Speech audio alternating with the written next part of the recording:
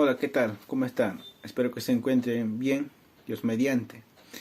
En esta oportunidad te presento este libro que se llama ¿Qué tiene que ver Dios con mis emociones?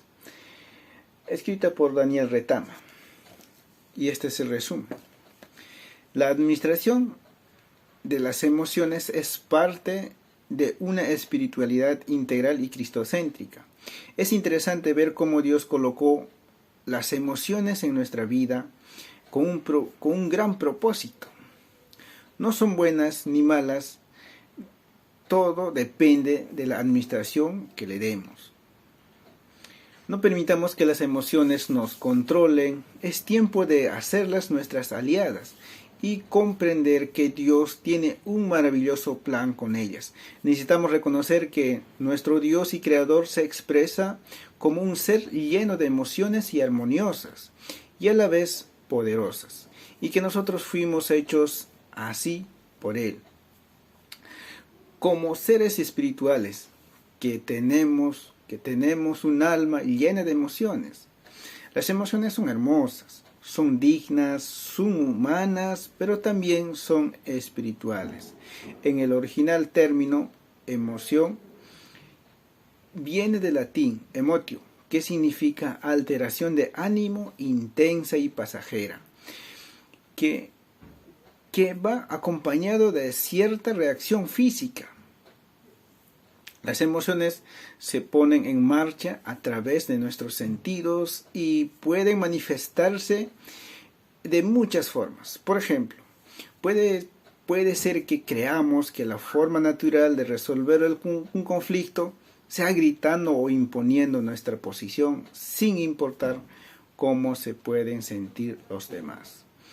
Es importante mencionar que las emociones no son malas ni buenas. Debemos mantener el equilibrio de cada una de ellas y entender que todas forman parte del propósito de Dios para nuestra vida. La frase que se ha popularizado a lo largo de las generaciones, todo extremo es malo, aplica igualmente a la plataforma de las emociones.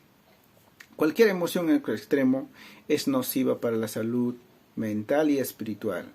La intención de Dios es la que podamos vivir emocionalmente libres, sin ataduras ni hábitos tóxicos que drenen nuestra energía para amar y servir, disfrutar de lo que Él nos ha dado. Es importante mencionar que Dios no espera que sintamos bien siempre, sino que aprendamos a expresar adecuadamente nuestras emociones.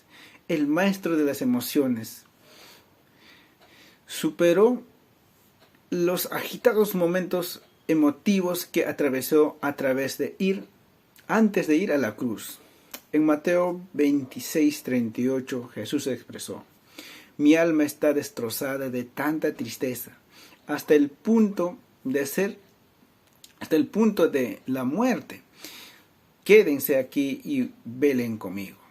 Jesús estaba en medio de una crisis emocional. Hoy en día, al estado que Jesús estaba experimentando se le califica como un ataque de pánico. Jesús fue expuesto al máximo nivel de sufrimiento emocional que jamás alguien haya podido soportar.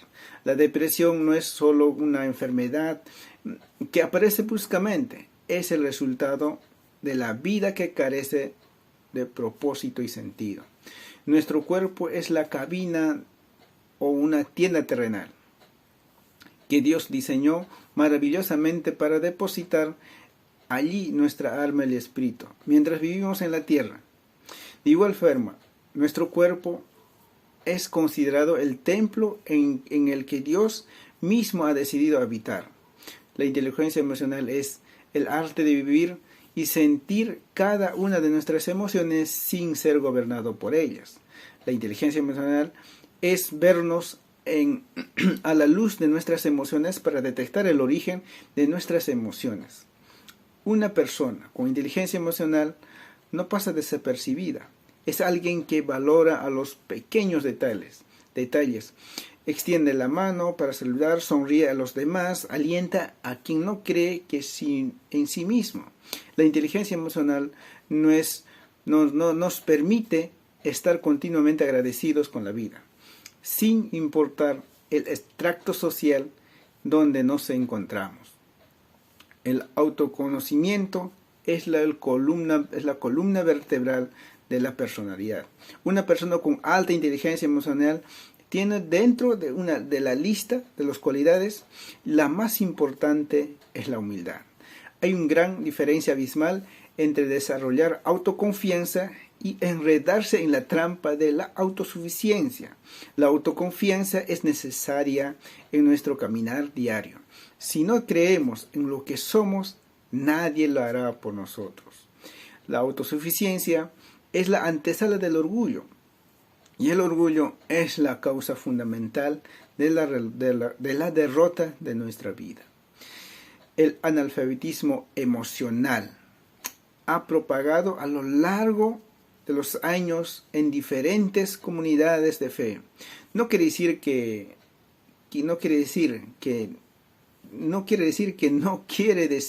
todos los creyentes posean un bajo nivel emocional, sino, sin embargo, el énfasis en nuestro mensaje se ha centrado en el ámbito del cumplimiento de reglas y preceptos, no en mejora integral del creyente.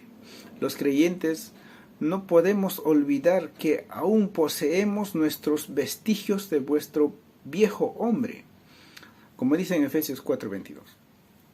Y tenemos la tarea de renovar nuestra mente, nuestras emociones y pensamientos, es decir, la tarea constante de examinar nuestros propios pensamientos. No es algo que haya inventado de la psicología, sino que el mismo creador que colocó en nosotros la facultad de pensar. La inteligencia espiritual tiene que ver con la esperanza y el sentido de la trascendencia. Daniel Goleman indica que la autoconciencia es la piedra angular de la inteligencia emocional.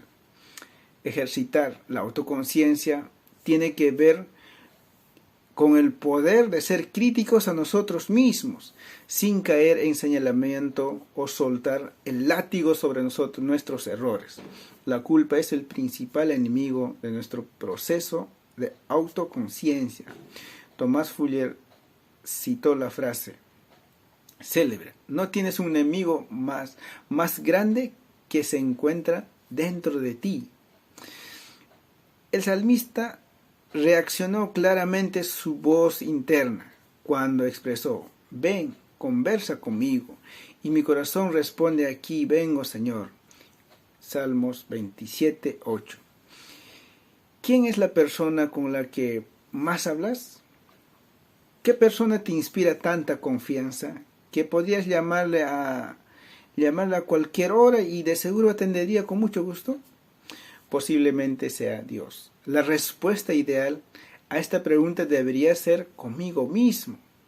El cerebro tiene el curioso atributo de no distinguir entre la realidad y la ficción. En otras palabras, en nuestro cerebro no tiene sentido de humor todo lo que pensamos. Todo lo que pensamos se lo cree. Cambiar los pensamientos no es un ejercicio para una semana, un mes o un año. Es un ejercicio que podemos hacer constantemente. Es decir, los pensamientos no cambian mágicamente solo porque tengamos mente de Cristo. Debemos investigar profundamente de dónde viene y por qué nos hace sentir como nos sentimos, y si nos sirven, cambiarlos. La Biblia nos enseña que debemos orar en todo momento. Este pasaje se ha prestado para las malas interpretaciones de algunas personas. Utilizan para defender que deben mantener en el ritual la oración durante todo el día sin desconectarse. Si fuera así, no podríamos ir a trabajar ni tan siquiera dormir. ¿Cómo distingo la oración de la voz interna? Lo cierto es que no podemos separarlas, y eso se convierte en una gran ventaja. Nuestra voz interna es una oración constante a Dios. Todo lo que nos decimos constantemente afirma o niega las verdades que Dios ha dicho sobre nosotros y sobre los demás. Además, tenemos un arsenal abundante de verdades que podemos utilizar en nuestras conversaciones interna con Dios y con nosotros mismos. Qué importante es aprender a reconocer nuestra voz interna. De esa manera podremos tener una vida de fe más equilibrada, acorde a las promesas que ya Dios nos ha dado. La vida está llena de altibajos. El bienestar de una persona no se centra en la capacidad plena de estar feliz, sino en poder experimentar tanto emociones positivas como emociones negativas de manera equilibrada. La felicidad no es producto de las emociones positivas, sino aprender a vivir en cualquier de las emociones que tenemos. Las personas sin inteligencia emocional reaccionan. Sin embargo, las personas con inteligencia responden. Hay una frase popular que dice: el problema en sí no es mi problema, es mi reacción al problema, a lo que me causa problemas. Augusto Cury afirma: de igual manera, de igual forma, no importa el tamaño de nuestro problema, sino la forma en la que vemos y enfrentamos. El dominio propio y la autodisciplina han sido considerados como virtudes indispensables para alcanzar a cualquier meta en la vida. La disciplina es el camino que lleva al éxito, y para eso se requiere dominio propio. Para Dios, las personas más famosas en su catálogo celestial no es necesariamente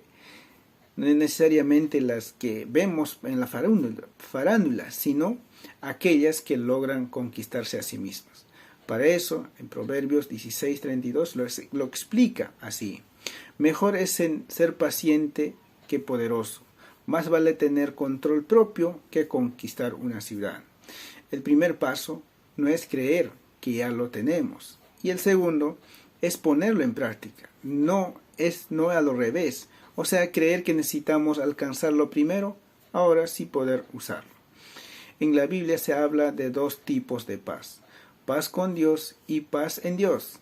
La paz con Dios se refiere a una relación permanente, es decir, en el momento en que fuimos justificados por nuestra fe en Jesús, pasamos en una posición de paz con Dios.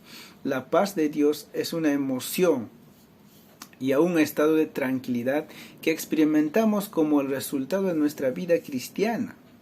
La fe se convierte en un arma poderosa para activar nuestro cerebro en función de las promesas que Dios ha establecido para nosotros. La empatía es el cuarto pilar de la inteligencia emocional, definida como la capacidad de comprender la situación del otro. No significa que la empatía es pensar igual o obligarnos a unir nuestras opiniones. Todo lo contrario, la empatía es la capacidad de escuchar activamente y estar ahí para cuando necesiten. ¿Qué es el amor? Según Walter Rizzo, sentir el amor es más fácil que explicarlo, porque nadie nos ha educado para amar y ser amados, al menos de manera explícita. Es sumamente interesante el valor que la Biblia le da el tema del amor, al punto de ser considerado su columna vertebral. De hecho, si nos preguntamos por un momento cuál fue la razón fundamental y el motivacional por la cual Dios se desprendió de su identidad divina y de sus poderes ilimitados para encarnar en la piel de un ser humano con tal de salvar a la humanidad, quizás no podemos encontrar los suficientes respuestas. Actualmente el concepto del amor ha sido sumamente tergiversado. Se puede confundir cualquier relación con amor y no es necesariamente así, si no nos amamos lo suficiente. Amar a otros será una tarea compleja. Eventualmente nos afectará la cadena, porque si no amamos a nuestro prójimo, amar a Dios será una encrucijada. Una de las necesidades primarias del ser humano es la de sentir amado. Incluso se ha demostrado que la mayoría de las ocasiones los individuos que experimentan el amor y el afecto durante la infancia llegan a ser adultos responsables. No podemos pretender que otros reciban el afecto de la misma forma que la que sentimos amados. Todos somos diferentes. La Biblia señala en reiteradas ocasiones la importancia de tener relaciones humanas saludables como fundamento para que puedan aflorar nuestras emociones. Las emociones son la melodía de la vida. Es la que buscamos y enviamos constantemente. No buscamos personas, buscamos las emociones que nos provoquen a esas personas. No buscamos pasatiempos, buscamos satisfacción y tranquilidad. No buscamos posiciones de eminencia, buscamos sentimientos de realización. ¿Cuál es el propósito de la vida? En realidad, no importa que nos esperemos nada de la vida, sino que la vida espere algo de nosotros. Comúnmente hemos escuchado en innumerables ocasiones la frase: Dios tiene un maravilloso plan para tu vida. Una verdad infalible, porque definitivamente sus planes son de bien para nuestra vida y exceden cualquiera de nuestras expectativas. Creer que tenemos un rumbo, una dirección específica, considerar que la vida es simplemente un camino sin ningún desenlace. Esa es la triste visión de muchas personas que atraviesan cuadros depresivos o estados profundos de desesperanza. Uno de los síntomas más comunes de depresión es la falta de un sentido de la vida. En otras palabras, la extrañeza sensación de que nada puede cambiar y todo seguirá siendo igual para siempre. La confianza es la habilidad que desarrollan los seres humanos para depositar sus temores o necesidades en alguien o algo más. La confianza no depende de la seguridad de la fuente, sino de la relación que se mantenga entre ambas partes. En otras palabras, la confianza no depende de si Dios es un ser seguro o no, sino de la relación que tenemos con Él. El conocimiento personal de Dios suma más que el conocimiento teórico de la que entendemos por Dios. La resiliencia nos permite gozarnos en medio de la crisis. Es el arte de sonreír en medio del diluvio, de nadar en medio de la lluvia y reír cuando está al borde de la desesperanza. Gordon Allport mencionó que el neurótico que aprende a reírse de sí mismo puede estar en camino a gobernarse a sí mismo, tal vez de curarse. Viktor Frankl dijo: el valor no reside en el sufrimiento en sí, sino en la actitud frente al sufrimiento, en nuestras para soportar ese sufrimiento. De esa forma podemos decir que el sufrimiento, cuando encontramos un sentido, podemos preguntarle a un padre de familia, a pesar de las horas extras que trabajó durante todo el año, ¿qué siente al ver a su hijo abrir un regalo de Navidad por primera vez? El sufrimiento se opaca cuando hay un sentido de la vida. Gracias por escucharme. Nos vemos en el otro video.